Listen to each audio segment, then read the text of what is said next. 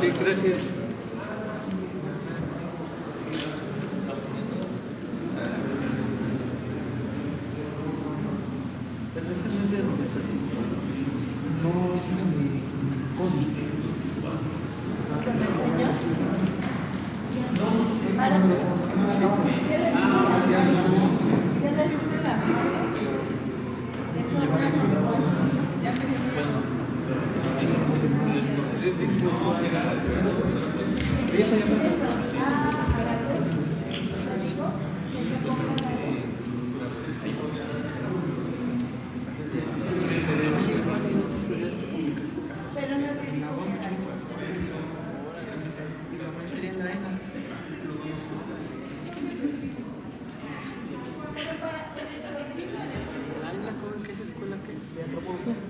Está allá por Periódico. Esa es la maestría.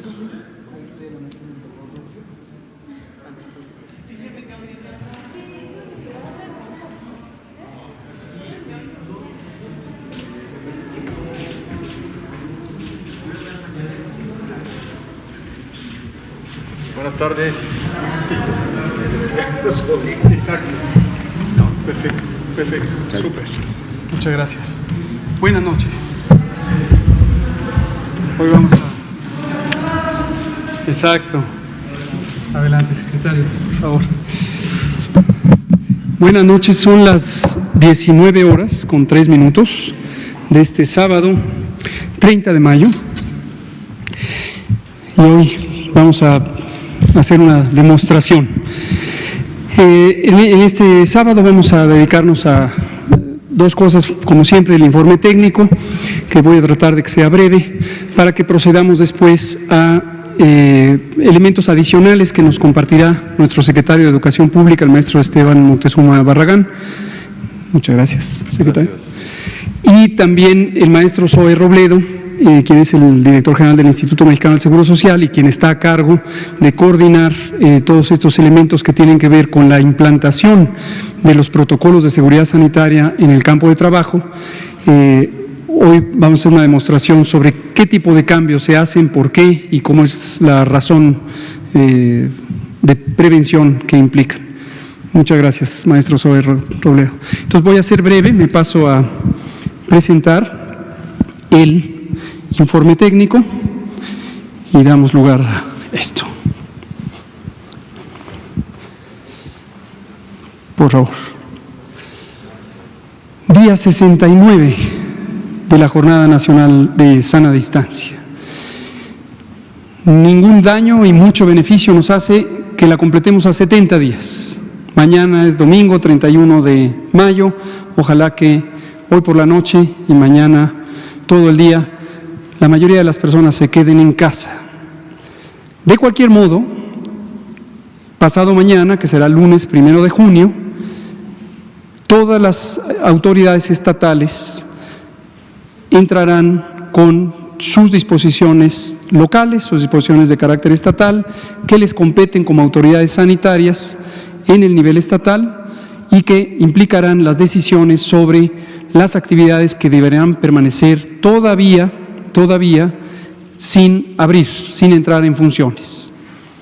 Y considerando el semáforo de riesgo COVID, que ya fue presentado aquí el viernes pasado y que todos y todas ustedes conocen, en la que todas las entidades federativas, excepto Zacatecas, que se encuentra en color naranja, que de todos modos quiere decir color naranja alto riesgo, todas las demás están en el riesgo más alto. Entonces, eso implica, de acuerdo a las disposiciones de la Autoridad Sanitaria Federal publicadas y que son obligatorias del pasado viernes 15 de mayo, 14 y 15 de mayo, cuáles son las actividades que pueden abrir, cuáles no pueden abrir y en qué condiciones. Vamos a pasar a la siguiente. En el nivel internacional, 5.817.385 personas han tenido COVID desde que empezó la epidemia en el mundo. De ellas, 1.391.731, que representan al 24%, lo han tenido en los últimos 15 días. 6.2 es la tasa de letalidad global y la región de América sigue subiendo su representación como la zona con mayor actividad en los últimos 14 días. Recuerden que esta gráfica que presentamos diario es sobre los últimos 14 días. Europa, por su parte, va descendiendo y en los últimos 2 o 3 días el Mediterráneo Oriental se ha mantenido estable en su representación proporcional en el mundo. La siguiente. En México, desde el 28 de febrero, fecha en que se presentó y confirmó el primer caso de COVID, 87.512 personas han sido confirmadas con COVID, de ellas 16.486 lo han tenido en los últimos 14 días. Desafortunadamente, 9.779 personas han perdido la vida como consecuencia de esta epidemia y se han estudiado 270.992, que en su momento fueron casos sospechosos y fueron ya sea confirmadas o, como ocurrió con 144.486, fueron descartadas. La siguiente, por favor. El mapa de la acumulación de registros de COVID, a pesar de que solo los últimos 14 días es enfermedad activa y contribuyen a la epidemia en el sentido de contagiar, todos los demás ya no. Siempre nos interesa mantener el registro desde el inicio de la epidemia. 87.512 personas significa, en términos de la proporción que representa en la población, que 68.5 personas por cada 100.000 que residen en México han tenido COVID desde el 28 de febrero. La siguiente, lo podemos ver con una gráfica de columnas, cómo ha sido la constante desde que empezó la epidemia. La zona más afectada ha sido el Valle de México, donde reside casi la cuarta parte de la población. La siguiente. Los casos recientes, 16.486, se presentan, como se señala en el mapa, de acuerdo a intervalos de presentación de número de casos, y en la gráfica de columnas que vemos a continuación podemos ver con mayor claridad también lo mismo. La Ciudad de México y la zona conurbada del Valle de México en el Estado de México es la zona con la mayor frecuencia de casos recientes. Le sigue Tabasco, Puebla, Baja California, Chiapas y Jalisco. Jalisco empieza a acercarse a los lugares hacia arriba. La siguiente. En la incidencia, cuando hacemos la comparación de acuerdo al número de habitantes en cada entidad federativa, y podemos hacer una comparación apropiada, 12.9 personas, prácticamente 13 personas por cada 100.000 habitantes han tenido COVID en los últimos 14 días. Esto lo vemos también en la siguiente gráfica de columnas, en donde identificamos la comparación. Y aquí les recuerdo la metodología que estamos usando desde hace unos pocos días, cuando incorporamos estas barras grises como punto de comparación. En cualquiera de las pares de barras donde la verde es más grande que la gris, quiere decir que en la quincena reciente hay una incidencia mayor que en la quincena previa. Pero si nos vamos a algunas entidades federativas como Querétaro, que ya empiezan a tener un patrón bastante consistente de cambio, en donde la columna gris, que representa casos más antiguos, ya empiezan a ser más grandes que los de casos recientes, o visto al revés, está disminuyendo la epidemia en estas entidades federativas. La siguiente, por favor. Las defunciones se presentan como se muestra en la gráfica. Recordar que la gráfica empezó el 18 de marzo, fecha de la primera defunción, y termina precisamente en el día de hoy. Y los incrementos en el número de defunciones los presentamos en paquetes diarios de acuerdo a cómo son confirmadas estas defunciones. El día de hoy tuvimos un poco más de 340 con respecto al día de ayer, y en realidad corresponde a varios días de ocurrencia, que se distribuyen como se ha mostrado en esta gráfica. 801 están en este momento precisamente en ese proceso de análisis para su confirmación. La siguiente.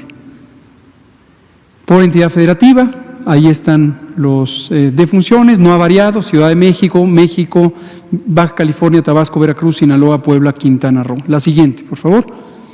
Nuestra gráfica de casos, de acuerdo a la fecha del inicio de los síntomas, también se ve en la dispersión que se aprecia en la gráfica, y se puede ver que 38.994, que es la zona amarilla, están todavía en el proceso de estudio.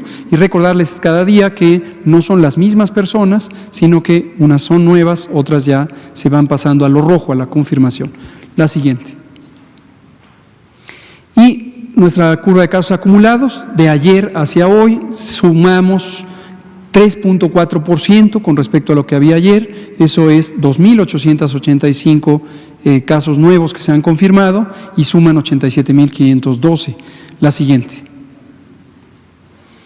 Nuestros hospitales COVID, 787, no hay variación desde ayer que lo presentamos, y 98% lo han notificado.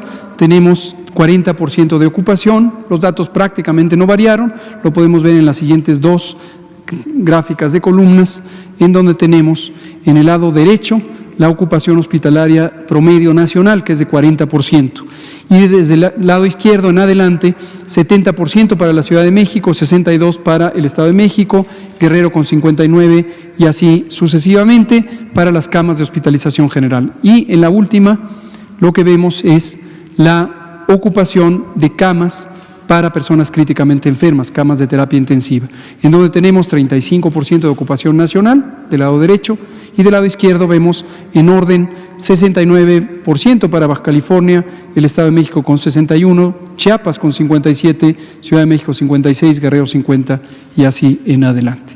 Eso es todo el informe técnico, y le damos la palabra al maestro Esteban Moctezuma Barragán, secretario de Educación Pública. Muchas gracias, señor subsecretario. Saludos, Zoé. Buenas tardes a todas y a todos. El día de hoy quisiera que podamos profundizar un poco sobre el protocolo de regreso a clases, que, como recuerdan, será para iniciar el ciclo escolar 2021 el día 10 de agosto en educación básica. Y lo que estamos pensando nosotros, hemos analizado que la forma de abordar el regreso tiene que tener un contenido pedagógico y socioemocional muy importante. Entonces, no queremos que nuestras niñas y niños se desarrollen teniéndole miedo a los demás, que piensen que todos los demás son un potencial amenaza, sino que entiendan muy bien que hay que cuidar de los demás para cuidarse a sí mismos, que en la medida en que todos nos cuidemos, en esa medida toda la sociedad va a poder seguir caminando y conviviendo. Y esto es algo muy importante porque va a ser parte de todo lo que estamos elaborando, de manera que, guardando la sana distancia y teniendo un protocolo que ahorita les vamos a mostrar, no se llegará a extremos como el que estamos viendo. El protocolo de regreso a clases tiene 9 intervenciones. El primero es el que van a llevar a cabo los comités de participación de salud escolar. Estos comités participativos, les recuerdo que ya se crearon. Cuando anunciamos el 14 de marzo que íbamos a salir el 23 de marzo de las escuelas para un receso, fue precisamente porque queríamos aprovechar esa semana para hacer muchas cosas. Uno, para preparar a las maestras y los maestros para que puedan orientar a sus alumnos a salir al receso con sus libros de texto, que no los dejaran en la escuela, muchos los guardan en la escuela, que se los llevaran a su casa y que les dieran las guías para poder estudiar en los libros de texto. Otra cosa, por ejemplo, muy importante fue precisamente crear en las escuelas este comité participativo de salud escolar. Está integrado por madres y padres de familia, por maestras y maestros, por el director de cada escuela, y lo que busca precisamente es que sea un colectivo el que cuide de la salud de la escuela, que todos estemos comprometidos, porque finalmente la salud se cuida tanto en la casa como en la escuela. Por ejemplo, de nada le serviría a la escuela dar clases de vida sana y de una buena nutrición si las niñas y los niños llegan a su casa y comen absolutamente todo lo que vieron en la escuela que no se debería de comer. Entonces queremos establecer esa relación escuela-hogar para poder fortalecer la educación en México. Un tema importante es la relación de la escuela con el centro de salud local. Queremos que estén suficientemente entrenados las señoras y señores directores, las maestras y los maestros, para saber qué hacer en caso de emergencia. Que no se pongan a pensar qué hacer en el momento en que ocurra. Que tengan a la mano en un letrero muy grande los teléfonos de este centro y que puedan reaccionar de inmediato. Otro tema es el de sanitización y limpieza. Antes de regresar a la escuela, la semana previa al regreso, este comité va a organizar jornadas de limpieza general de la escuela. Esa limpieza general nos debe de llevar a que la escuela ya tenga toda una dinámica de limpieza rutinaria, que las escuelas estén limpias y no solo de SARS-CoV, sino también de basura y de muchas otras cosas. Que nuestros niñas y niños adopten la cultura de vivir en un ambiente limpio y sano, porque la higiene es salud y la salud es bienestar. Estamos buscando el bienestar de nuestras niñas y niños. Otro tema importante son los filtros que les llamamos de corresponsabilidad. ¿Por qué? Porque todos somos corresponsables de este esfuerzo. Este esfuerzo empieza en casa, se refuerza al ingresar a la escuela y continúa en el salón de clases. Para empezar, le vamos a pedir a todas las madres y padres de familia que de una manera sumamente, digamos que práctica, en cualquier pedazo de papel, en cualquier hoja, escriban que nadie de su familia o su hija o hijo, aparentemente, porque nadie es experto, no podemos diagnosticar, se trata de apariencia, nadie aparentemente tiene signos de enfermedad. Para que las niñas y los niños lleguen a la escuela con esa pequeña declaración de la casa, entren a la escuela al primer filtro y después las maestras y los maestros siempre estén al pendiente de todas y cada uno de sus alumnos. En el propio comité se van a establecer las medidas de higiene permanentes. Estamos hablando del estornudo, que tenemos que enseñarle a todas nuestras niñas y niños cómo hacerlo. Estamos hablando del significado de la sana distancia. Estamos hablando del saludo, de que se salude de corazón, pero no se den la mano y no se den abrazos y besos y apapachos, eso será después. Y de todo ese tipo de cosas que va a marcar el propio comité. Vamos a tener un entrenamiento formal que está precisamente diseñando la Secretaría de Salud.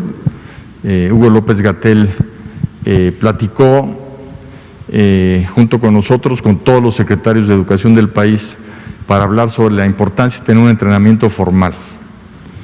Después, buscar, cada escuela es diferente y en un país como México, pues hay enormes diferencias pero buscar que en la medida de lo posible se pueda establecer la circulación en un sentido en toda la escuela, de manera que no se crucen de frente las niñas, los niños, los maestros, las maestras, sino que todos circulen y se pueda en un momento dado circular de una manera más segura. Y finalmente, para ello tendremos que poner señalizaciones que no son señalizaciones especializadas o caras, estamos hablando de cartulinas con un plumón que nos indiquen cómo es la circulación en la escuela. El segundo punto de estas intervenciones es garantizar acceso a jabón y agua o gel en todas las escuelas. Esto es muy importante precisamente porque la forma más efectiva, según nos ha dicho el subsecretario, de prevenir contagiarse es lavarse permanentemente las manos. Y queremos que eso pueda suceder en todas las escuelas y por eso se ha hecho un esfuerzo muy especial en la escuela es nuestra, en donde se está enviando el recurso ya a más de 28,000 escuelas y vamos a llegar muy pronto a cerca de 47,000 y ese recurso, muchas de las escuelas que no tengan agua lo van a emplear para poder tenerla. El tercer punto es el cuidado de maestras y maestros en grupos de riesgo. Es muy importante para todos nosotros cuidar al magisterio, cuidar a nuestras maestras y maestros y para ello estamos precisamente conversando con el ISSSTE para tener un seguimiento y un cuidado especial. Yo quiero señalar que afortunadamente dentro de toda esta estrategia para luchar en contra de la pandemia, hemos puesto al final el regreso a clases, así como fue el principio en donde el receso escolar fue la primera acción que se desarrolló, así dejamos al final el regreso a clases. Y no es cosa menor, porque todo el sistema educativo, maestras, maestros, alumnos, todo el sistema educativo, trabajadores de la educación, de los niveles básico, media superior y superior, suman 40 millones de personas. Entonces, cuando se retiró el sector educativo de la actividad pública, lo que se hizo fue sacar a 40 millones de personas. Por eso es que nos ha explicado varias veces Hugo López-Gatell lo que eso significó para evitar que tuviéramos una gráfica de contagios realmente alarmante. Y lo mismo, estos 40 millones van a entrar hasta el final, hasta que esté en el semáforo verde. Cuando esté el semáforo verde, ya va a estar totalmente levantada todas las restricciones de la Secretaría de Salud y del Consejo de Salubridad General. Se va a poder ir al cine, se va a poder ir a los centros comerciales, al mercado, no va a haber problema de la convivencia normal, aunque todos deberemos siempre de guardar ciertas prácticas de salud que son las que hasta ahorita hemos aprendido. Entonces, las maestras y maestros en riesgo van a regresar cuando ya haya el menor riesgo posible y una normalidad en su vida. Tampoco pueden quedarse en su casa toda la vida, a menos que deseen retirarse, pero vamos a tener un programa para su atención y su cuidado, pero cuando regresen van a regresar en el momento en que va a ser menos riesgoso regresar porque estaremos en verde. La cuarta intervención es cubrebocas o pañuelo obligatorio. Todo mundo puede fabricar un cubrebocas con un pañuelo y 2 ligas. Todo mundo se puede amarrar un paliacate. O sea, no se trata de que sean cubrebocas, llamémoslo así, sancionados oficialmente por el sector salud. Se trata de que en la convivencia, niñas y niños, maestras y maestros aprendan a que cuando uno trae un cubrebocas, está cuidando al otro, porque al hablar no le está llegando al otro lo que uno emana. Y si el otro tiene cubrebocas, me está cuidando a mí. Por eso, como empezamos esta plática, no vamos a tener miedo, sino que nos vamos a cuidar entre todos. Quinta intervención es la sana distancia. En las entradas y en las salidas habrá un protocolo de sana distancia muy claro para seguir. Los recreos serán escalonados para que no se junten todos los niños a la vez y las niñas en el patio. Habrá lugares fijos asignados para los alumnos. Esto es para que sepamos, en caso de que hubiese algún contagio, quiénes conviven más alrededor y se tenga más cuidado con esos niños en caso de que así sea. Y una asistencia alternada a la escuela por apellido durante el curso remedial. Esto también es totalmente novedoso. La mitad de la escuela, de los salones, tomarán clases lunes y miércoles por apellido, porque hay familias que tienen a varios hijas e hijos en la escuela, y para que sea el mismo día que todos vayan a la escuela y el mismo día que los recojan, será por apellido. Te ponía yo como ejemplo de la A a la M y de la N a la Z. Unos irán lunes y miércoles y otros irán martes y jueves. Los que vayan el lunes van a hacer proyectos, van a investigar, van a leer, van a trabajar en sus libros de texto, van a hacer tareas los martes. Y los que vayan el martes van a trabajar los miércoles. Y el viernes, como estamos en un periodo que le llamamos remedial, las maestras y los maestros van a ver quiénes son las niñas y los niños con mayor rezago y los van a atender el viernes, pero también a la mitad. Esto nos va a permitir algo muy importante en la educación, que cuando los grupos son tan grandes no se puede, que se llama atención personalizada. No se trata de ser maestro frente a grupo, no se trata de enseñarle a un grupo, se trata de enseñarle a personas individuales, y tengo que saber cómo están en sus aprendizajes, cómo están socioemocionalmente, qué vivieron durante la pandemia para poder trabajar con ellos. El sexto es maximizar el uso de espacios abiertos. Si se puede dar una clase en el patio, es mejor que en un lugar cerrado, por ejemplo. El séptimo es la suspensión de cualquier tipo de ceremonias o reuniones que implique congregar a toda la escuela. Podrá haber una ceremonia en el patio mientras los niños están en su salón, pero no juntarse. El octavo es la detección temprana, y aquí también hay un protocolo, pero yo quiero destacar nada más que con un solo caso de contagio de cualquier persona de la escuela, sea niña, niño, sea maestra, maestro, sea personal que trabajan en la escuela, se cierra la escuela el tiempo que nos diga la Secretaría de Salud que es pertinente para saber que ya no hay peligro en volver. Y el noveno y último es el apoyo socioemocional para docentes y estudiantes. Con estas intervenciones, el regreso a clases será seguro, el regreso a clases tendrá para todos nosotros pues la garantía de que va a ser el menor riesgo posible.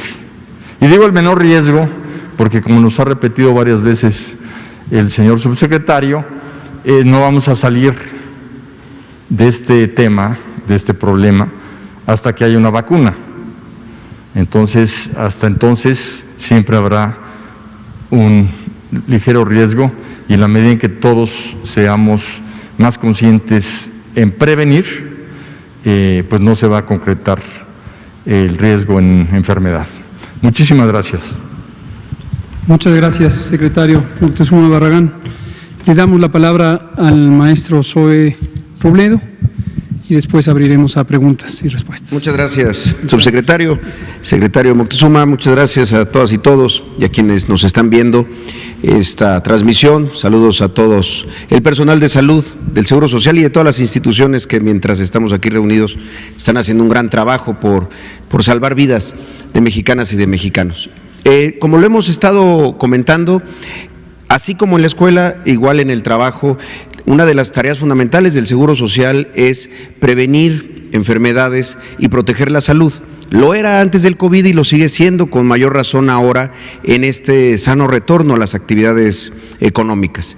Y así debe de ser, porque la nueva normalidad implica hacer cosas nuevas, implica que tengamos todos que poner de nuestra parte para que este retorno sea seguro, sea saludable y sea solidario. En ese sentido, como lo hemos estado señalando, en los últimos 15 días empezamos el trabajo para un mecanismo específico para empresas neoesenciales. ¿Por qué les decimos neoesenciales? Porque desde marzo hubo una serie de empresas, de actividades económicas que tenían que seguir trabajando porque en medio de la pandemia, pues hay actividades que no pueden detenerse. Desde luego, las más importantes, todos los servicios de salud y toda la cadena vinculada a ellos, pero también los bancos, las gasolineras, los supermercados, las ferreterías, en fin, son muchos las empresas que continuaron con su labor, a las que se le sumaron a partir del 18 de mayo estas tres industrias: la minería, el transporte y la construcción. Con ellos hicimos un esfuerzo interesante y diferente a lo que ocurrió con las primeras esenciales, que fue solicitarles una autoevaluación de los protocolos que estaban preparando justo de cara al 1 de junio y que muchas de ellas, sobre todo de la industria del transporte y de la minería, entraron y pudieron empezar sus actividades incluso antes del 1 de junio, es decir, antes del lunes. Esto nos llevó a un registro de 17,854 empresas distribuidas de esta manera por su tamaño y al sector al que pertenecen. Esto ha sido muy importante por una razón. El día de ayer, en el Diario Oficial de la Federación, la Secretaría de Salud, la Secretaría del Trabajo, la de Economía y el Seguro Social, publicamos los lineamientos técnicos específicos para el retorno a las actividades económicas. Esto es, estos tres sectores, pero también aplica para los sectores esenciales originales, los que acabo de mencionar: los bancos, los medios de comunicación, las telecomunicaciones, los servicios de mensajería, los supermercados, las tiendas de autoservicio, todos los que han seguido trabajando y que han llevado a cabo protocolos, pero que ahora lo que se les está solicitando es también registrarse con una diferencia. Ya no tendrán que esperar una validación, esta será de carácter automático, pero el registro, según establecen los lineamientos publicados, sí es obligatorio. Y eso es algo muy importante que todos conozcamos, sobre todo quienes nos ven y que van a reiniciar labores o que están llevando a cabo labores. Hemos detectado que hay empresas que lo han hecho muy bien, que han hecho protocolos extraordinarios, rigurosos, y que hay mucha responsabilidad. Así deben de ser todos, absolutamente todos. Por eso trajimos hoy algunos ejemplos que pueden ver aquí, por ejemplo, en la mesa, en el lado izquierdo del doctor Hugo López-Gatell, una barrera, por ejemplo. Esta es una barrera física para las áreas de oficina de los centros de trabajo. ¿Para qué sirve? Cuando no se puede tener una distancia de 1.5 metros, la famosa sana distancia. Esta mesa siempre ha respetado esa distancia de 1.5 metros. Cuando no se puede tener, entonces se tiene que tener una barrera física de esta naturaleza. Si quieren pasar a la siguiente, aquí tenemos algunos ejemplos que queremos enseñarles. Por ejemplo, las entradas y las salidas. Y para todos los espacios laborales, la desinfección permanente. Recordemos que, como lo ha dicho el doctor López-Gatell, pues ya hoy cuántos días van de conferencias, ya son muchos, todos los días se señala, este virus no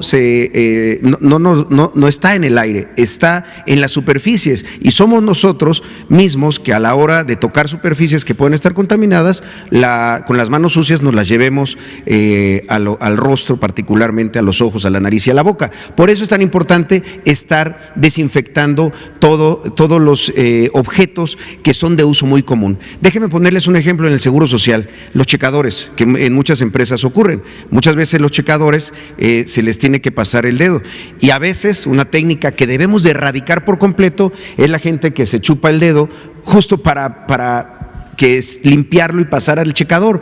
La nueva normalidad implica que eso debe de ser socialmente sancionado, vaya, que cualquier persona que se esté llevando las manos a la boca y después tocando objetos que muchas personas más van a tocar, debe de estar prácticamente prohibido. Son de las cosas que debemos de olvidarnos y alguna vez recordaremos los días, la época en la que hacíamos una acción como esta, que es realmente riesgosa en un centro de trabajo y particularmente en un objeto que es de uso común. Por eso la desinfección, la higiene y la sana distancia siguen siendo las mejores herramientas, las más efectivas, las que tienen una implicación masiva. La siguiente, lo otro tiene que ver con las áreas de higiene, los lavamanos en condiciones adecuadas. Hoy más que nunca los baños tienen que estar limpios, pero sobre todo tienen que tener un buen suministro de agua y de jabón. Algo tan sencillo y a la vez tan poderoso para lograr que el retorno a los centros de trabajo no implique contagios masivos y rebrotes en alguna comunidad. Agua, jabón y toallas de papel desechable. Lo otro son estos dispensadores de alcohol gel a libre disposición en distintos puntos de los centros de trabajo. Hay lugares que son estratégicos, ya sea que mucha gente va a pasar por ahí o justamente los lugares de los checadores donde se checa tarjeta, que ahí haya también dispensadores de alcohol gel. Estos puntos estratégicos están establecidos en los lineamientos que se han publicado y en la autoevaluación, donde les preguntamos a las empresas si esto lo están haciendo o no. La siguiente. Esta sana distancia es en oficinas y áreas de producción, las barreras físicas como la que tenemos aquí, que debe de ocurrir. Antes, pues había poca delimitación, había mucha posibilidad de encuentro y de contagio, y después tenemos que irnos acostumbrando a este tipo de barreras, sobre todo en las partes laterales y en las partes frontales. Y también en la siguiente, en las áreas de producción, no solamente en las oficinas. Por ejemplo, quienes llevan a cabo procesos productivos que implican la presencia de una persona frente a una máquina, también tienen que tener este tipo de barreras. En las salas de juntas, principalmente cuando realmente sea imposible tener una teleconferencia, pues entonces en las salas de juntas tienen que estar señalados los lugares donde se deben de sentar las personas. Y lo mismo las señalizaciones frente a equipos, por ejemplo, uno clásico, una fotocopiadora, que implica que muchas veces la gente hace fila para sacar una copia. Bueno, pues tendrán que tener una delimitación, como decía el secretario Moctezuma, no son señaléticas o señalizaciones complejas, simplemente es delimitar el espacio para lograr la sana distancia. Creo yo que eventualmente esto será casi de carácter natural, pero en este momento debemos de ser extremadamente cuidadosos. La siguiente. Por ejemplo, áreas comunes en lugares donde tienen cafeterías o comedores. Como empezamos en estas empresas que son muy grandes, pues en muchas de ellas se tienen áreas comunes como estas, en donde pues antes se generaban pues este tipo de situaciones que eran de lo más común. Hoy tenemos que cuidar que la señalética nos indique por dónde caminar y en qué sentido. La siguiente. Ahí decía solo hamburguesas, también si le pueden meter un poco de salud en la alimentación, nunca está de más. También esta parte de la distancia en áreas comunes, por ejemplo, a la hora de los alimentos, también lograr ciertas sanas distancias en los lugares donde se aplica, desde luego. La siguiente. Barreras físicas en estas áreas comunes. Son varios ejemplos reales que nos han enviado de diferentes empresas y que ya lo están haciendo. Por ejemplo, esta que es muy importante y muy fácil, si hay bancas, podemos poner bancas fijas que no se pueden mover, pues simplemente se delimita en cuál se puede sentar una persona y en cuál no. La siguiente, lo mismo ocurre en áreas de transporte. El equipo de protección personal, aquí es bien importante, lo señalaba ya el secretario Esteban Moctezuma, es un poco similar. ¿Cuáles son los equipos fundamentales? Los cubrebocas y también la protección ocular o facial. Por eso trajimos ese ejemplo que nos lo proporcionó una de las empresas, Hitachi, que hace autopartes de la industria automotriz. Por ejemplo, estas caretas en los lugares donde esto sea posible tener y los cubrebocas. Esto es muy importante también para todas aquellas empresas que tienen relación con clientes, por ejemplo, un banco. Afortunadamente, en muchos de los bancos existe una barrera física. Cuando existe la barrera física, no es necesario, por ejemplo, la protección facial. Sí el cubrebocas, pero no la protección facial. Donde no es posible tener una barrera física, por ejemplo, en una gasolinería, pues entonces se tiene que tener el cubrebocas y el protector facial. Son cosas que evitan también que en los lugares donde se tiene mucho flujo de personas, que son los clientes, pues entonces ya sea que el cliente contagie al personal o en el caso que no debería ocurrir, pero que un personal esté contagiado, pues entonces contagia al cliente. Aquí están algunos de estos ejemplos y algo que sigue siendo muy importante, seguir facilitando el trabajo a distancia, no solamente para los trabajadores que son grupos vulnerables, también en la medida de lo posible, trabajo administrativo o que se puede hacer en casa o incluso trabajo a distancia en un mismo centro de trabajo, que es algo que también debemos acostumbrarnos. El hecho de que en un edificio de 10 pisos, para poner un ejemplo, y se va a tener una reunión en donde están participando personal de cada uno de los pisos, es posible que se lleven a cabo reuniones a distancia, aunque estén en el mismo lugar, porque es mucho mejor, es más eficiente y además pues evita tener espacios tan grandes para conferencias en donde quizá una sala de juntas, por ejemplo, en este caso de 12 personas, se puede hacer fácilmente a distancia, facilitándolo en los lugares donde esto sea posible. La siguiente.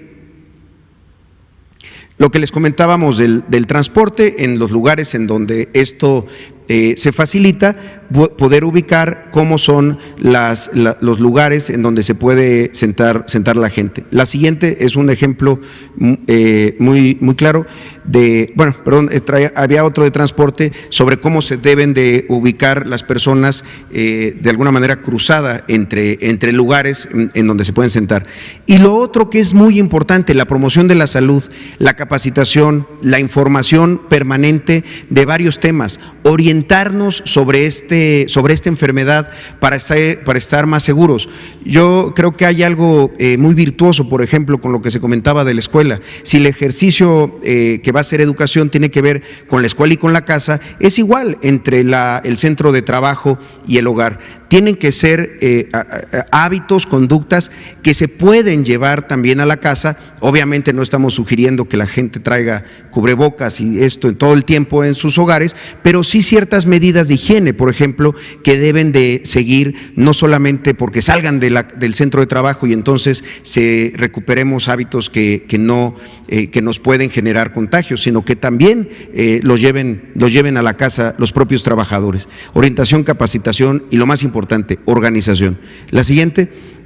Me parece que aquí terminamos, son los mismos cursos en línea que hemos estado promocionando, son de acceso abierto, los medios de comunicación pueden también ingresar a ellos, hay sobre COVID, hay sobre recomendaciones de los centros de trabajo, hay sobre qué hacer cuando se tiene un paciente con COVID en el hogar. Son cursos que duran 5 o 6 horas, se evalúan y se genera incluso una certificación para quienes lo aprueban. Vale mucho la pena hacerlos. La siguiente. Y finalmente tenemos un video de 1 minuto que creo que ejemplifica mucho esto que hemos estado conversando. Si lo podemos pasar, muchas gracias.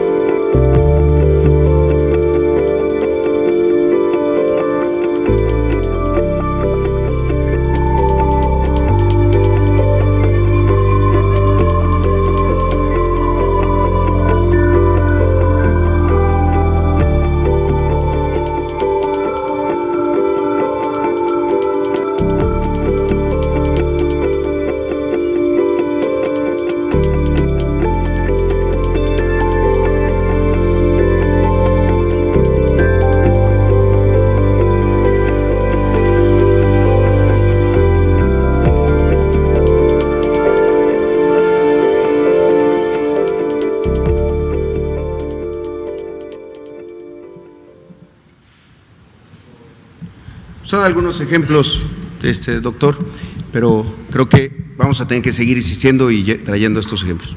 Muchas gracias, maestro Zoe Robledo. Pues justamente seguiremos trayendo estos elementos de demostración y demás. Vamos a iniciar con la compañera de Pulso Saludable, que quedó pendiente desde anteayer, y luego nos pasamos con Liz Hernández y nos vamos ya con Daniela. Gracias. Buenas noches, Liliana Nula de Pulso Saludable. Maestro José Robledo, yo quisiera preguntarle, ¿ustedes van a hacer algún tipo de visitas sorpresas a las empresas para testificar que lo que hayan descrito en el cuestionario sea fidedigno, realmente se esté aplicando? Para el secretario de Educación, ¿qué pasa en este contexto en el que si haya un infectado y se cierre la escuela? ¿Cómo va a seguir el proceso educativo de todos estos alumnos? Y doctor Gatell, la vez pasada nos explicaba sobre el R0, este número de cuantificación de la velocidad de la transmisión del virus. ¿Se tomó en cuenta para decidir que ya se terminaba la jornada de sana distancia o por qué? ¿Cuál es el motivo de la finalización? Con gusto. Gracias. Si quieren nos vamos allá. Sí, muchas gracias. A la hora de hacer la autoevaluación, que es bajo protesta de decir verdad, se aceptan dos cosas. Primero, que exista un acompañamiento, asesoría o la solicitud de evidencia de la aplicación de los protocolos por parte del Seguro Social. Sin embargo, también en el propio acuerdo, y es algo que es por ley, la Secretaría del Trabajo puede llevar a cabo inspecciones que también están vinculadas justamente a la aplicación de protocolos, y también lo puede hacer la COFEPRIS. Entonces, sí puede haber inspecciones aleatorias, y en caso de que haya una empresa que declaró tener un elemento del protocolo y no lo tiene, se va a proceder de inmediato a la clausura.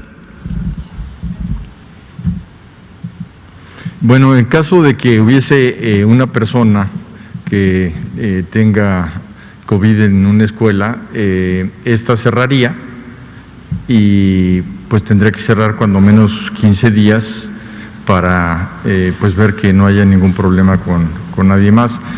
No sé si el doctor quisiera comentarnos algo sobre esto, pero sería un cierre temporal en lo que se garantiza que no hay más contagios. Los jóvenes, los niños en casa, ¿seguirían con sus actividades? ¿Cómo sería? Pues los maestros, igual que hicimos en el receso de marzo, les pedirían a los niños y niñas que se lleven sus libros de texto a la casa y puedan tener esos 15 días, que son 10 días hábiles, una guía de estudio, porque los aprendizajes esperados están allí en el libro de texto gratuito.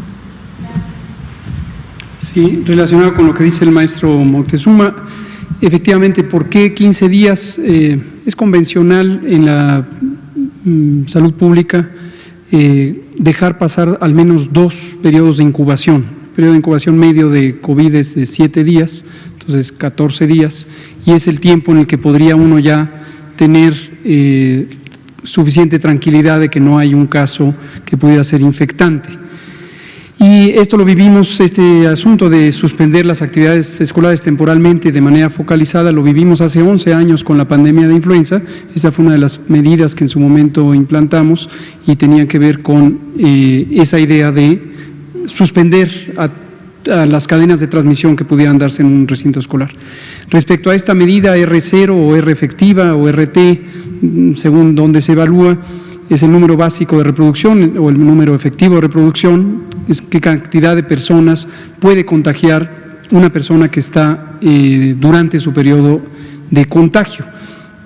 Sí, en cierta manera está considerado, va a ser uno de los elementos de monitoreo. La gráfica que presenté el otro día es la manera en que lo vemos, y en los informes que hacen los colegas matemáticas y matemáticos tenemos esta representación por entidad federativa y la tenemos también por ciudad. Entonces lo vamos a usar como parte del semáforo en el monitoreo.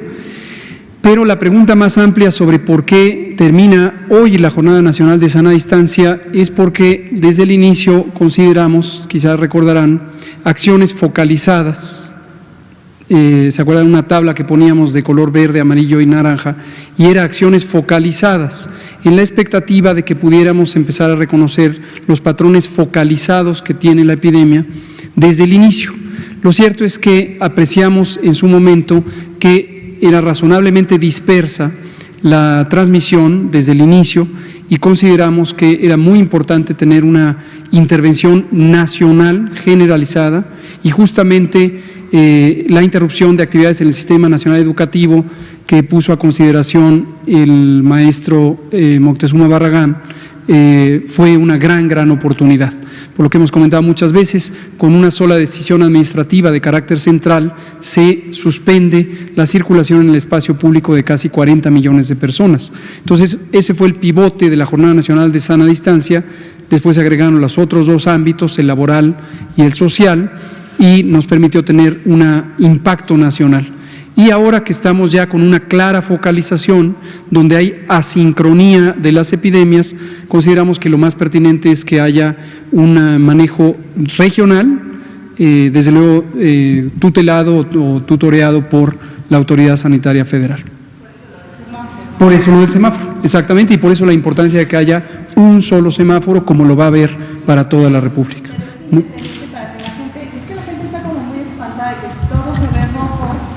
Que tenemos que, en apariencia, regresar a la normalidad, pero la realidad es que no. Qué bueno que lo dice, lo diré en una sola palabra, o frase más bien.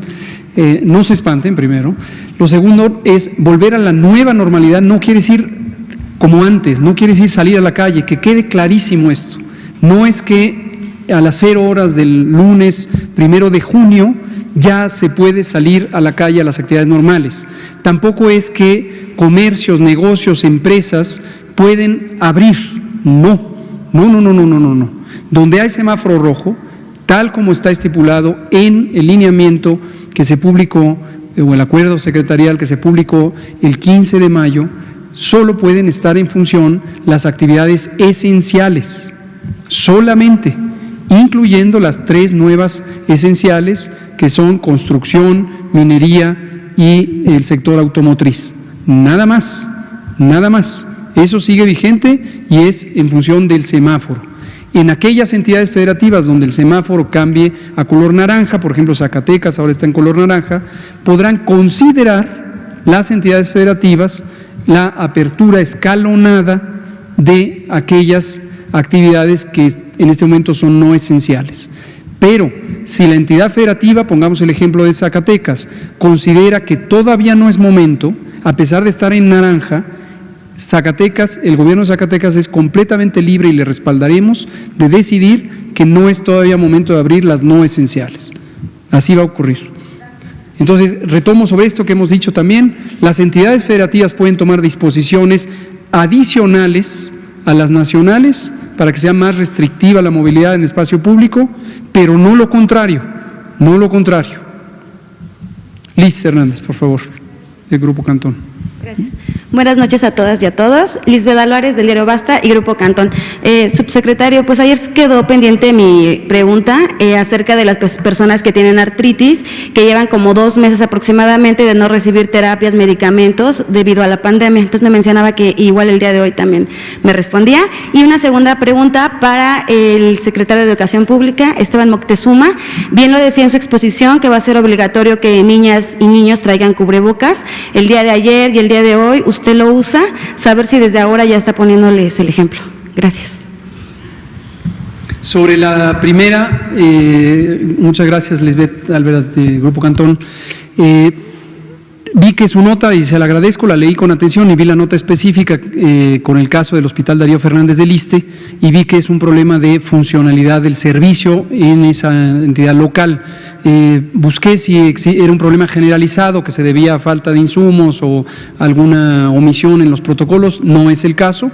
Entonces es un asunto local de este hospital y he alertado ya al director médico del Iste y al administrador general del Iste, quienes me contestaron que le darán seguimiento en este caso.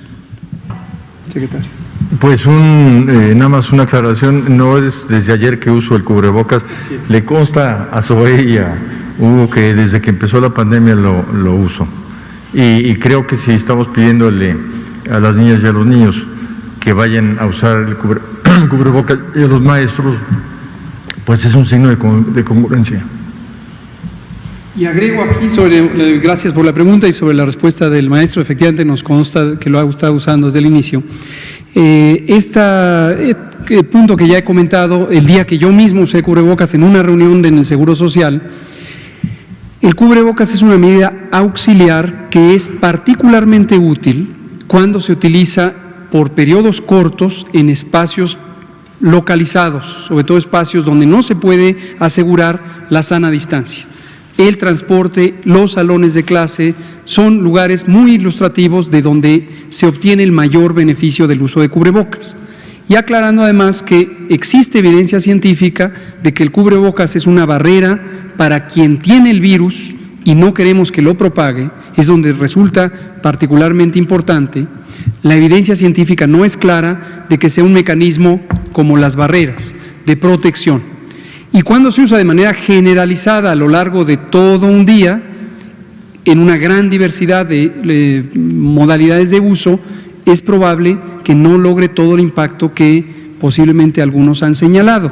No hay evidencia científica al respecto, pero regreso, para situaciones muy concretas, por periodos cortos, donde hay poca posibilidad de garantizar la sana distancia, bienvenido el cubrebocas. Gracias. Daniela, por favor. Gracias, Daniela Pastrana, de Pie de Página.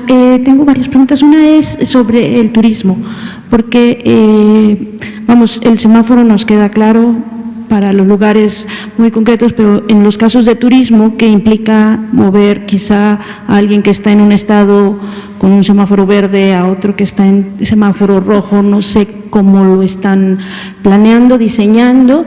Luego, en el caso del IMSS, ¿cómo se puede garantizar que se respeten las incapacidades? En estos meses hemos visto en varios casos que pues las empresas incluso ocultan que sus trabajadores están enfermos o que no les quieren dar incapacidades porque no dice específicamente que tienen COVID, y bueno, pues no todos tienen COVID porque no todos les hacen la prueba, ¿no? Y en el caso, ayer hablaba el secretario Moctezuma de los calendarios de regreso a clases.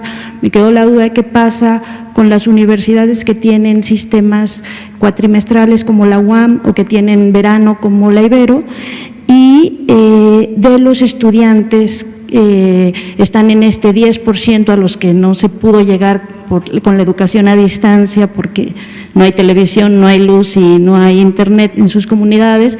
Si va a haber algún plan específico como de recuperación para ellos, no sé si con los de CONAFE o qué hay para estos niños que están muy, muy, muy alejados. Gracias. Nos quedan 35 segundos, así que cabe una respuesta. Le damos la palabra al maestro Esteban Moctezuma. Muchas gracias. El curso remedial, que con ese se inicia el ciclo 2021 el 10 de agosto, es para todos los niveles básicos. Entonces ahí se podrá luchar en contra del rezago. Ahí se va a identificar el rezago y se va a trabajar durante todo el año en ello. Entonces ese es el momento en que quien esté rezagado va a tener la mayor atención. Muchas gracias. Le damos la palabra a Solo. Solo decirlo muy rápido. Las incapacidades, incluso desde muy al principio de la declaratoria, se estableció un mecanismo para hacerlas a distancia. Es decir, ni siquiera se está solicitando que vayan a la unidad de medicina familiar, y aquí se explicó que la incapacidad pueda ser en línea a partir del llenado de un cuestionario. En el registro de incapacidades hay 247,466 personas que han buscado la incapacidad. Si me lo permiten, nos gustaría mucho mañana aquí, quizá antes de las 7, en la conferencia de las 6, tiene que ver con un tema económico, que cómo ha sido el registro de las incapacidades, porque sí se han dado, y se han dado muchísimas, justamente porque uno de los elementos era evitar que esas personas que tenían algún síntoma leve salieran de su casa, fueran a la unidad de medicina familiar, fueran al banco y regresaran a su casa, todo esto en transporte público, y lográramos cortar cadenas de contagio. Entonces, la incapacidad se debe de dar, y sí ha ocurrido de manera masiva. Entonces, quizá mañana podemos traer un reporte al respecto. Y lo del turismo se lo quedo a deber, es un tema amplio, pero lo vamos a ir explicando. Mañana vamos a tener un evento especial porque va a venir los funcionarios de la Organización Mundial de la Salud en México y vamos a hablar de tabaco. Mañana es el Día Mundial de Lucha contra el Tabaco y vamos a tener un reconocimiento especial que se le hace al país. Entonces, si el secretario Moctezuma y el maestro Zoe Robledo no tienen inconveniente, les pediría si estos temas los podemos pasar para la semana, lunes, ¿no? Y mañana vendría la secretaria de Economía, el secretario de Salud, el secretario de Hacienda, y vamos a hablar, y los funcionarios de la OMS, y vamos a tener esta sesión específica sobre tabaco y partiremos del punto de tabaco y COVID, y luego tabaco en general como uno de los mayores causantes de daño para la salud en todas sus modalidades. El tabaco siempre es negativo para la salud. Nada más, solo para que no se vayan con un dato equivocado, se han dado 15,456 incapacidades. O sea, el registro es todas las personas que han entrado a la base para la incapacidad a distancia, algo que llamamos el permiso COVID, pero son 15,456 incapacidades, o sea, sí ha sido un número importante. No, hay de diferentes, hay cuestiones que tienen que ver con enfermedades respiratorias, pero mañana les traemos, bueno, el lunes les traemos el registro completo. Muchas gracias, buenas noches. Mañana. Buenas tardes. Muchas gracias. Sí.